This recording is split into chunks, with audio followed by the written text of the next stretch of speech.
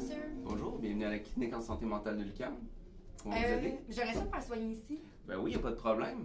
Vous venez de l'UQAM, j'imagine? Non, j'ai une McGill. Est-ce que c'est en cause d'un problème? Malheureusement, c'est réservé aux étudiants de l'UQAM. Mais moi, je veux me faire soigner ici. J'ai vraiment eu des bons commentaires du service. Moi, il me faut une carte de l'UQAM, madame. Mais y a-t-il une raison pour ça? Malheureusement, c'est par secteur. C'est Mais seulement voyons, pour les étudiants de voyons l'UQAM. donc, J'ai ça fait besoin sens, d'une ça? carte de l'UQAM, Moi, madame. Une carte de l'UQAM. Connaissez-vous vos droits? Savez-vous qu'il existe une loi qui empêche la sectorisation des soins de santé en santé mentale? Histoire vraie! Bienvenue à Histoire vraie. Ce soir, l'histoire de Sophie. Sophie est une jeune étudiante habitant la région de la rive nord de Montréal. Suite à une soirée mouvementée, Sophie ne se sentait pas bien. Elle s'est rendue à un hôpital de la région de Montréal où on lui a indiqué qu'elle devait se rendre à l'hôpital du lieu de sa résidence. Sophie fut étonnée. Elle avait besoin de soins en santé mentale immédiatement. Comment se fait-il qu'on ait refusé les soins Sophie ou fortement encouragé Sophie à se rendre à son hôpital de secteur? Et la question que nous nous posons est, est-ce légal? Pour répondre à la question de Sophie ce soir, nous recevons 3 avocats spécialistes en droit de la santé, Maître Petrika, Maître Dion ainsi que Maître Côté. Bonsoir à toi à la maison. Bonsoir Sophie. Afin de répondre à ta question, Sophie, non, nous ne croyons pas que c'est légal, justement, qu'est-ce que tu as vécu. En effet, l'article 6, alinéa 1 de la loi sur les services de santé et les services sociaux, communément appelée la L4S, nous dit clairement que toute personne a le droit de choisir son professionnel ou l'établissement duquel elle désire recevoir des services de santé ou des services sociaux. Toutefois, l'article 13 de la même loi vient limiter l'article 6, alinéa 1. En effet, c'est en raison des ressources humaines, matérielles et financières dont l'hôpital dispose. C'est un argument qui va être souvent utilisé pour justement justifier la sectorisation. Donc, pour répondre à ta question, Sophie, après ça, ce qu'on s'est demandé, c'est s'il existait une politique écrite ou verbale concernant la sectorisation au Québec ou à Montréal. Donc, la première chose qu'on a faite, c'est qu'on a contacté 2 différents hôpitaux. Donc, on est allé voir, on a contacté le St. Mary's et l'hôpital Pierre-Gardeur à Terrebonne. Concernant l'hôpital St. Mary's, on a contacté la personne ressource concernant l'accès aux documentations, qui nous a référé après 3 appels et 7 courriels. Finalement, une infirmière qui m'a dit, et je cite, « On écrit peu, on a trop de travail, il n'y a pas de politique écrite. » Fin de la conversation. Pour l'hôpital Pierre-Gardeur, ce qu'on nous a répondu, compte tenu de la situation actuelle vécue dans le réseau de la santé, nous regrettons de ne pouvoir accéder à votre demande, et ce par manque de temps. Donc les 2 réponses ne nous satisfaisaient pas du tout. Donc ce qu'on a fait après ça, c'est qu'on s'est dit, bon, on va aller même plus large. Donc on a fait des demandes d'accès à l'information auprès de 6 hôpitaux différents. On a ces 2-là, on a demandé aussi au Jewish, au Douglas et à Saint-Jérôme et à Pinel. Les demandes ont été... Chaque hôpital a répondu un peu différemment. On a tout envoyé par courriel.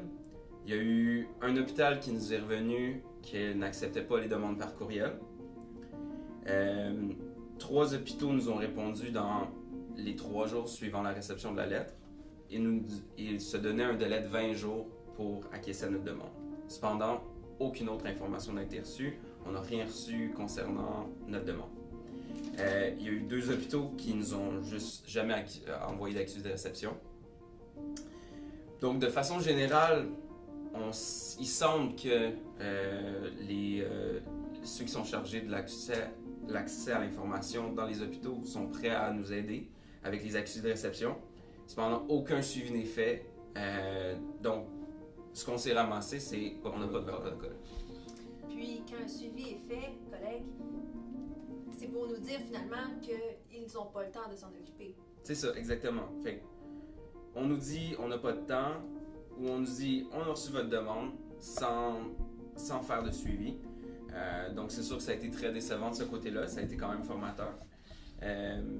Puis, dans le fond, par la suite, après une conversation avec le professeur Burnham, elle nous a parlé d'un protocole. Ça s'appelait le protocole d'accueil des usagers, qui avait été fait par la Régie régionale de la santé et des services sociaux de Montréal.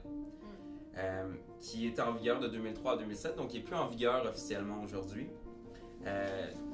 Donc, il n'y a pas application, c'est pour ça qu'on ne s'est pas penché là, sur le protocole, mais on se dit qu'il doit exister encore quelque chose. Peut-être c'est verbal encore dans les... c'est quelque chose qui est juste de verbal, qui est issu de ça. Dans le fond, selon le protocole, la sectorisation avait pour l'objectif principal de garantir aux usagers, à l'usager en besoin, un lieu où s'adresser pour recevoir les services psychiatriques. Donc, dans le fond, on utilisait ce protocole-là pour... dans le fond, on utilisait que c'est pour le service, le suivi du patient qu'on instaurait une sorte de sectorisation. Donc, bien que le protocole, en fait, a été aboli depuis 2007, nos collègues Ménard-Martin ont engagé un recours collectif en 2009 parce que la sectorisation se faisait encore de manière massive. Donc, malheureusement, la Cour a rejeté l'appel en disant qu'il n'y avait pas matière à contester parce que de toute façon, le protocole n'existait plus. Pourtant, les hôpitaux continuent d'appliquer la sectorisation un peu partout. Donc, par rapport à ça, on a contacté l'organisme Action Autonomie qui a beaucoup soutenu justement Ménard-Martin dans leur recours. Donc, on a eu la chance cette semaine de pouvoir discuter avec un responsable de chez Action Autonomie. Il nous a confirmé en effet que la sectorisation se pratique encore dans les hôpitaux de manière très coutumière. Ils reçoivent beaucoup de plaintes par rapport à ça. Les usagers leur demandent de les aider à travers leur démarche. On leur a demandé en fait c'était quoi les impacts négatifs de la sectorisation.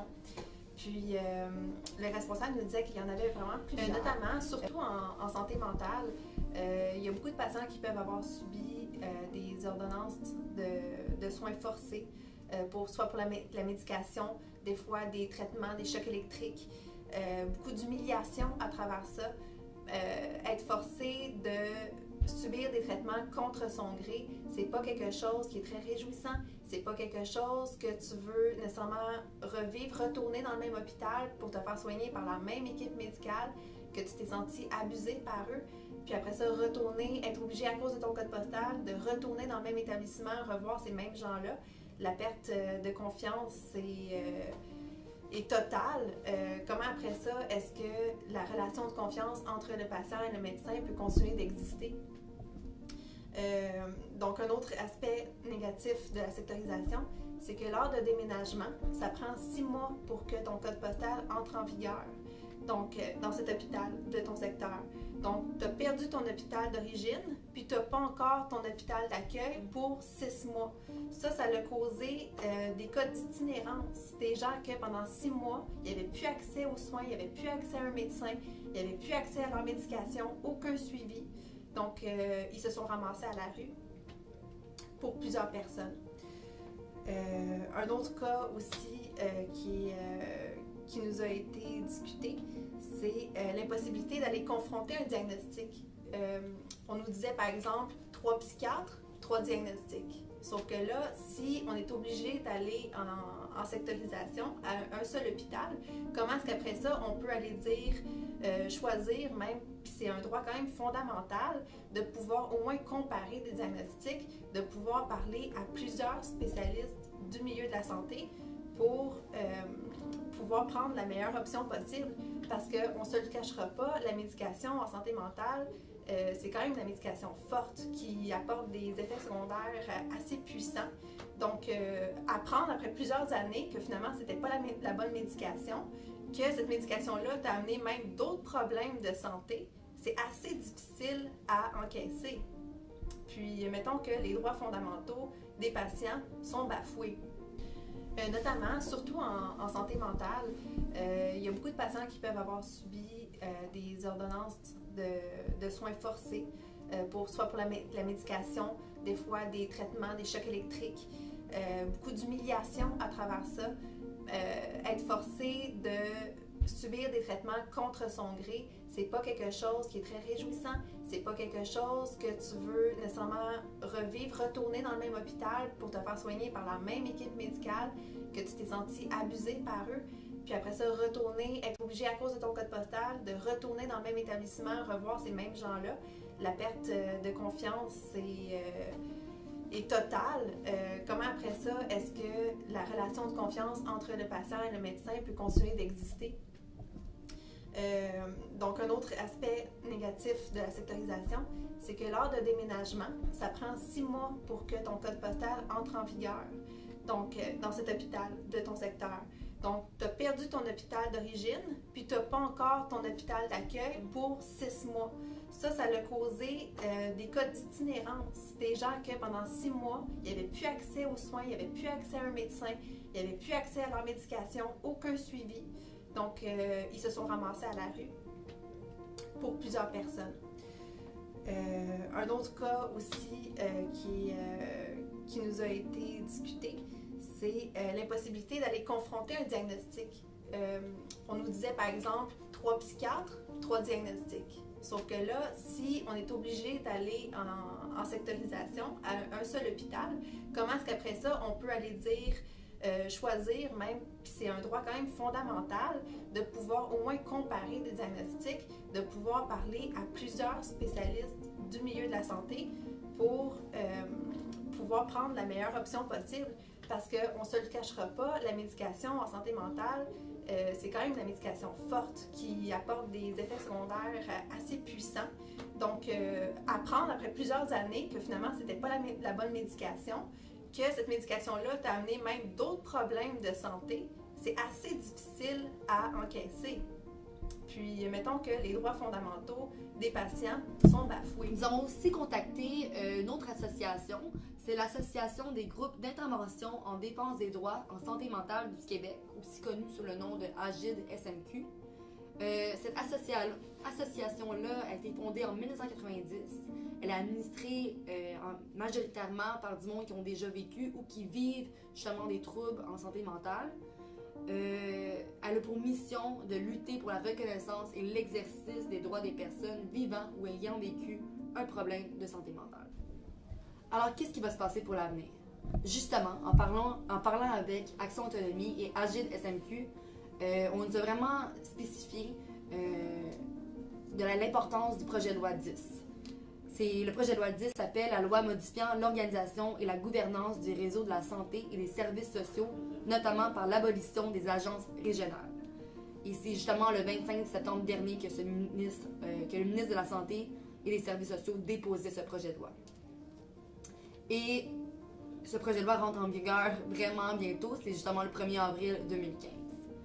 C'est sûr qu'en parlant avec AGID-SMQ, ils nous ont vraiment montré leurs inquiétudes face à l'application de ce projet de loi, parce que justement, ça irait à l'encontre de l'article 6 alinéa 1 de la L4S. En faisant nos recherches, nous avons mis la main sur le mémoire sur le projet de loi 10 de l'AGID-SMQ, qui a été présenté à la Commission de la santé et des services sociaux. Ce mémoire a été rédigé en novembre 2014. Et je vais vous citer un passage que nous avons trouvé super intéressant. Le droit de choisir l'établissement. La réforme proposée par le projet de loi 10 vient remettre en cause cette valeur fondamentale du système de santé, puisque le libre choix des usagers s'exercera uniquement à l'égard des CISSS, qui signifie Centres intégrés de santé et de services sociaux. Ces derniers deviennent par définition les établissements et non vis-à-vis de nombreux centres de services tels que les hôpitaux, les CLSC, etc. Alors, peut-on toujours parler de libre choix si le dit choix s'avère si mince? Donc, justement, pour l'AGID-SMQ, les craintes sont grandes d'assister au retour en force de la sectorisation des soins psychiatriques au profit d'objectifs de rationalisation. Donc, pour conclure notre émission, nous aimerions adresser un message au ministre de la Santé. Monsieur Barrette, avant de vouloir tout transformer le milieu de la santé, est-ce qu'on pourrait commencer par respecter le droit des usagers? Alors Sophie, comme tu peux le constater, tu n'es pas seule dans cette situation. Après nos recherches, nous avons trouvé qu'il n'y a pas réellement de protocole qui légitimerait cette pratique de la sectorisation des soins de santé mentale adultes. Mais ne t'en fais pas, Sophie, nous ne lâcherons pas le morceau. Maître Côté-Pétrica Dion et moi-même continuons de travailler sur le dossier. C'était Sarah Paré-Wild en direct du CDP à l'Université du Québec à Montréal. À vous, Elsa.